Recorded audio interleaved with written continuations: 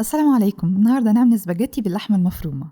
بعيدا بقى عن الطريقه الاصليه او اي تعقيد تماما، انا هعملها لكم النهارده بطريقه بسيطه وسهله جدا. السباجيتي كلنا بنحبها كبار او صغيرين، فمحتاجين ندخل المطبخ ببساطه نحضرها في كام دقيقه كده ونخرج على طول. عموما لما نعملها بلحمه مفرومه فهيبقى فيها كل حاجه، تقدروا يعني تعتبروها كده غدا خفيف ومنقذ جنب طبق سلطه وخلاص. لو عجبكم الفيديو ده اعملوا لايك، كمان ما تنسوش تشتركوا في القناه لو مش مشتركين، فعلوا جرس التنبيه علشان يجيلكوا اشعار بالوصفات الجديده اللي بنزلها قبل اي حد. تعالوا بينا نبدأ. أكيد هنستخدم سباجيتي، هتلاقوا على العبوة سواء من أي نوع رقم بيقول لكم السباجيتي دي سمكها قد إيه، يعني هل هي سميكة قوي، هل هي رفيعة جدا. في أشكال منها شبه النودلز بيبقى مكتوب عليها رقم 1. عموما أنا بفضل جدا رقم 3، بتطلع معايا ولا غلطة وسمكها حلو جدا في السلق، يعني بعد ما بسلقها متبقاش سميكة قوي. كمان ناخد بالنا من مدة السلق اللي بتكون مكتوبة على العبوة. أنا عارفة إن كلكم شطورين يا جماعة والله، بس في ناس ممكن يكونوا بيتابعوني لأول مرة أو أول مرة يبدأوا مطبخ عموما. هنحتاج كمان معجون طماطم، معلقة أو معلقتين، وأكيد معلقة زبدة علشان الصوص يربط ويبقى تقيل معانا. أي حاجة بقى فيها معجون طماطم وعصير طماطم فأكيد هنحتاج ليها سكر، هنحتاج معلقة من السكر. نحتاج كمان ملح وفلفل أسود. أنا بزود التوابل دي اختياري، أوقات بضيفها وأوقات بستغنى عنها. هي توابل الكيجن ده بيبقى شكلها، نستخدم منها كمية بسيطة قوي، تقريبا نص معلقة. عندي هنا كمان كمية من اللحمة المفرومة.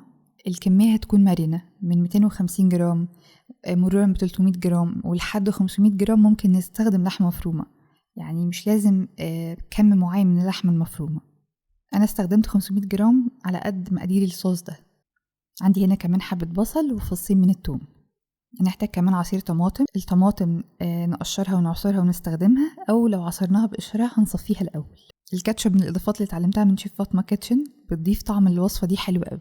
لو عندنا بقى كمان أوريجانو وتايم ممكن نستخدم الاتنين أو حاجة واحدة فيهم. علشان أحضر السباجيتي باللحمة هحتاج حبة كبيرة من البصل، وهفرمها فرم ناعم بالطريقة اللي انتوا شايفينها دي. بقطعها بالطريقة دي، بعدين بقسمها من النص وابدأ ان انا افرمها فرم ناعم. خلصنا البصل نشيله على جنب. هحتاج كمان فصين من التوم يكونوا بحجم كبير، ولو التوم حجمه صغير هنزود عن فصين. هقطع التوم شرايح كده سريعا وهديله رشة ملح علشان ما يجريش وانا بفرمه، وهفرمه فرم ناعم جدا يوصل للقوام اللي انتوا شايفينه ده. هنبدأ نشيله كمان على جنب.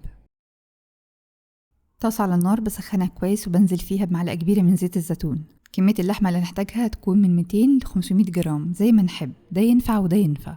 هنزل باللحمة، مش هحركها تماما، هسيبها على سايد واحد لحد ما تبقى كريسبي من تحت ومقرمشة جدا معانا. على طول هو بنقلبها على الجهة التانية ونسيبها كمان تاخد لون كريسبي من تحت وتكون مقرمشة.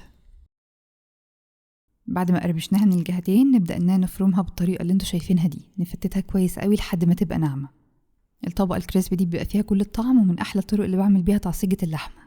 أول ما اللحمة تكون كلها لون واحد هنزود عليها البصل المفروم والثوم المفروم، هقلبهم مع بعض تقريبا دقيقتين على نار هادية. عندي هنا معلقة صغيرة من الملح مع نص معلقة صغيرة من الفلفل الأسود، هزودهم عليهم بالطريقة دي. وزودت كمان معلقة صغيرة من توابل الكيجن، اختياري ممكن تزودوها أو تستغنوا عنها. زودت كمان رشة كده من الأوريجانو وهديهم تقليبة مع بعض. لو حسيتوا ان اللحمه لسه مكلكعه معاكم شويه ممكن تدوها فرمه سريعه كده زي ما انتوا شايفين لحد ما تبقى ناعمه قوي معانا. باخد اللحمه على جنب شويه في الطاسه وبفضي مكان وبزود معلقتين كبار من معجون الطماطم. بشوح معجون الطماطم كده بسيط، بعدين ببدا اخلطه مع اللحمه. الصلصه من الحاجات اللي لازم تاخد تشويحه، بتدي طعم احلى كتير في الاكل. نزلت عليهم هنا بكيلو من عصير الطماطم او 3 كوبايات من عصير الطماطم المركز.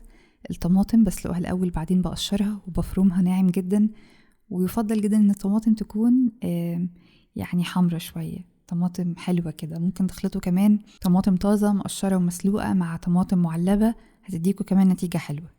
علشان نعلي التست اكتر هنزود عليهم معلقتين كبار من الكاتشب. ايوه كاتشب، هي بتدي طعم حلو قوي. زودت عليهم كمان معلقة كبيرة من الزبدة. الزبدة هتخلي الصوص متماسك وتقيل شوية، ومعلقة صغيرة من السكر علشان الطماطم ما تتعبناش. ولو عندنا شوية تايم ممكن نزود منه حاجة بسيطة كده. نقلب كويس ونسيبها على نار هادية لمدة 5 دقايق. في الوقت ده هسلق المكرونة. عندي هنا حلة فيها مية بتغلي، هبدأ أسلق الاسباجيتي بتاعتي. الاسباجيتي أحجام كتير، أنا اخترت رقم 3 تطلع مظبوطة جدا معايا وحجمها مناسب جدا. مكتوب على العبوة مدة السلق وهي 5 دقايق، ما تزودوش عن كده. بزودها في المية وبملح المية كويس جدا. أهم حاجة إن المية بتاعت المكرونة تكون بملوحة البحر، ملحوها كويس قوي.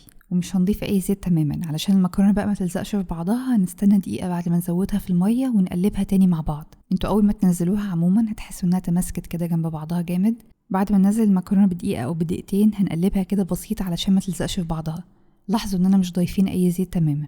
التقليبه دي قادره انها تفك المكرونه من بعضها وتفضل طول ال5 دقايق او طول مده السلق مش متماسكه تماما. عندي هنا على جنب الصوص بتاعي تقل ووصل القوام الحلو اللي انتوا شايفينه ده. هبدأ اخد المكرونة وانزل بيها على الصوص على طول. انا مش بصفي المكرونة ولا بغسلها تماما، بحط الحلة جنب الطاسة وباخد من هنا وانزل على هنا على طول ببساطة جدا.